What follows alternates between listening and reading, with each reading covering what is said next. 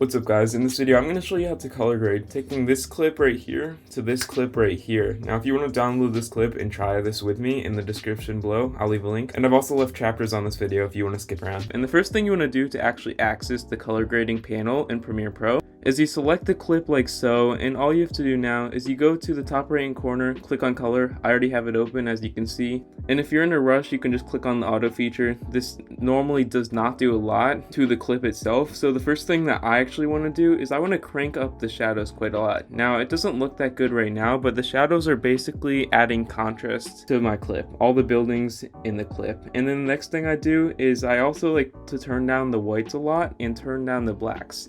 Now you can mess around with this, but basically what the white and black does is, as you can see, it just adds more contrast to the current blacks in the clip and more contrast to the current whites in the clip. And then I also like to turn up the contrast a bit so we can get more contrast of the images in this clip, being the buildings, and turn up the exposure just a little bit. And that is the bare bones of color grading. However, if you want to go for a more impressive look to this clip, you could say, I would also crank up the temperature. Now this temperature basically adds more tints to the clip, making it more vibrant in the color scheme you want across your entire video. So I just like to turn that up a little bit, and then I also like to turn up the saturation a lot. Not to 200 specifically, but the saturation basically adds more color to the overall clip. As you can see, if you turn it down to 0, it makes the clip black and white, but in this case, if you turn it up to 200, it makes the clip very vibrant. So I like to just put that on around 100. It depends on the clip though, so I'd recommend messing around depending on the clip that you are color grading. But once we do that, we just want to go down into here and click on the creative panel, which is down here. You just click on that. It's going to bring you to this next pop-up panel in the color grading process. As you can see, we've got a sharpen feature. This basically just makes it dull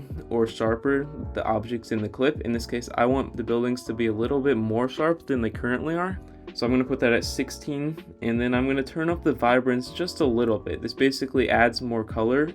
It's essentially saturation to this clip, but also turn up the saturation just a little bit. These two, vibrance and saturation, sort of work together. And if you want a little hint of highlights, you can just turn this down to the color that you want. In this case, I'm going to go for a little bit more red, so I'm going to turn this up a little bit towards here. And then if you actually go over to your effects control settings, as you can see, there's a luminary color option, but if we click on luminary scopes and then click on our clip as so, when it loads, as you can see, we've got a few panels here. We can either right click on this to see the histograms and actually see what we want to see. In this case, I'm going to turn on the waveform. Now the waveform, you want all of these waves sort of in the middle around the 50 mark in this clip, because if they're all up at the very top, I'll show you, but if they're all up at the very top or at the very bottom, you can see this clip is not balanced the way it should be. This is basically overall good guidance to have. As you can see, they're sort of in the middle right now, but if we turn this one thing up a little bit down too much, they're a little bit too low. But you essentially want all of these colors right here to be in the middle of the clip.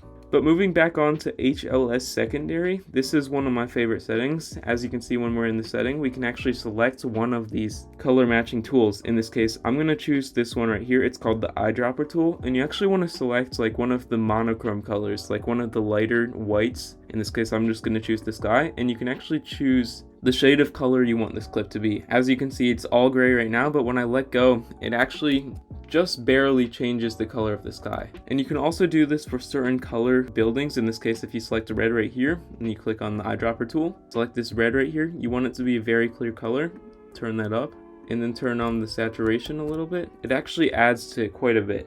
And also, if you scroll down here, you can also increase the temperature for these certain reds. As you can see, this is the red temperature. It's being changed for this clip. And if you want a little bit of a tint in this and maybe some more contrast, if you don't want it to be as dull, you can just turn that up like so.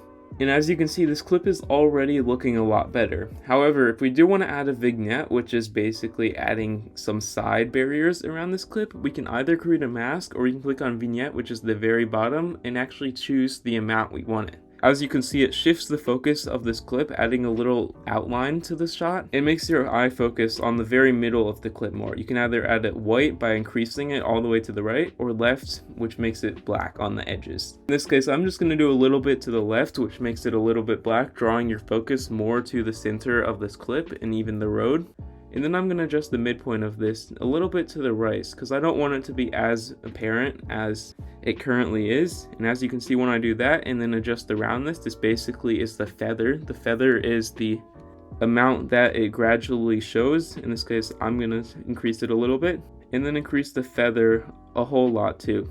And as you can see, if we click on this little FX thing in the top right hand corner right here, these are the before and after results of my color grading clip. And if you found this video helpful, leave a like down below and share this with a friend who also needs to learn how to color grade to make their shots look a lot better.